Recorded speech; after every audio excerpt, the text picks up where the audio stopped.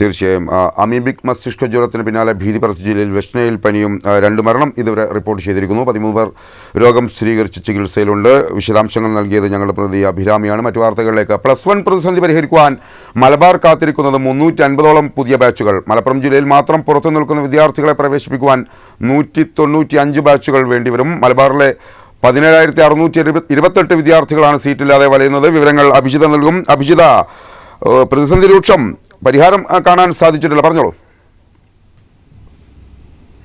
രാജേഷ്, മലബാർ മേഖലകളിൽ +1 സീറ്റ് പ്രതിസന്ധി തുടരുന്നതിനിടയിലാണ് ഇപ്പോൾ വിദ്യാഭ്യാസ മന്ത്രിയുടെ പ്രഖ്യാപനം ഏറ്റവും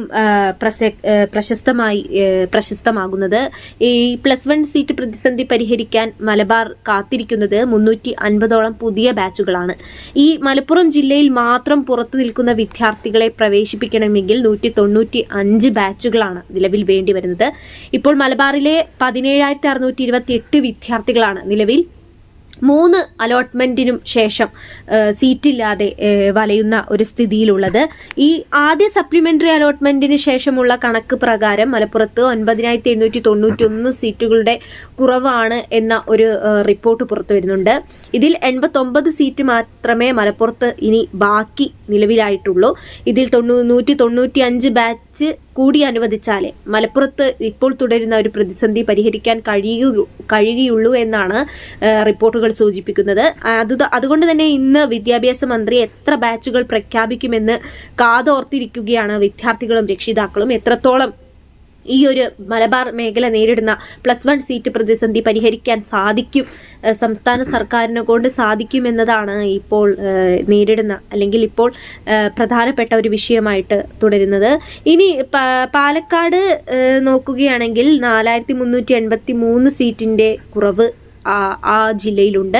സീറ്റ് പ്രതിസന്ധി മറികടക്കണമെങ്കിൽ ഇവിടെ 87 ബാച്ചുകളാണ് വേണ്ടി വരുന്നത്. ഇനി നമ്മുടെ കോഴിക്കോടിൻ്റെ സ്ഥിതി എടുക്കുകയാണെങ്കിൽ കോഴിക്കോട്ട് 45 ബാച്ചുകൾ വേണ്ടിവരും എന്നൊരു സ്ഥിതിയാണുള്ളത്. എന്നാൽ ഇന്നത്തെ മന്ത്രിയുടെ പ്രഖ്യാപനത്തിൽ ഈ പാലക്കാട്, കോഴിക്കോട് ജില്ലകൾ ഇടം പിടിക്കാൻ സാധ്യതയില്ലെന്ന ഒരു സൂചന കൂടി മുന്നോട്ട് വയ്ക്കുന്നുണ്ട്. മതിയായ ബാച്ചുകൾ ഇല്ലെങ്കിൽ വീണ്ടും പ്രക്ഷോഭ രംഗത്തേക്ക്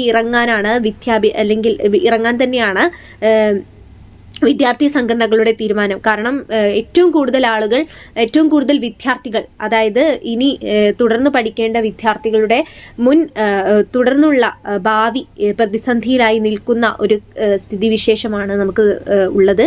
അതുകൊണ്ട് തന്നെ എത്രത്തോളം ഈ പ്രശ്നം പരിഹരിക്കാൻ കഴിയും എന്നത് മന്ത്രിയുടെ ഇന്നത്തെ പ്രഖ്യാപനത്തിലൂടെ നമുക്ക് അറിയാൻ സാധിക്കും. രാജേഷ്, തീർച്ചയായും +1 പ്രതിസന്ധി പരിഹരിക്കാതെ കിടക്കുന്നു. മലബാർ കാത്തിരിക്കുന്നത് 350ഓളം പുതിയ ബാച്ചുകളാണ്. മലപ്പുറം ജില്ലയിൽ മാത്രം പുറത്തു നിൽക്കുന്ന വിദ്യാർത്ഥികളെ പ്രവേശിപ്പിക്കുവാൻ 195 ബാച്ചുകൾ വേണ്ടിവരും. മലബാറിലെ 17,628 വിദ്യാർത്ഥികളാണ് സീറ്റില്ലാതെ വലയുന്നത്. പ്രശ്നപരിഹാരത്തിന് സർക്കാർ ഇടപെടണം എന്ന ആവശ്യം വിവിധ കോണുകളിൽ ഉയരുന്നു. വിവരങ്ങൾ നൽകി ഞങ്ങളുടെ പ്രതിനിധി അഭിജിതയാണ്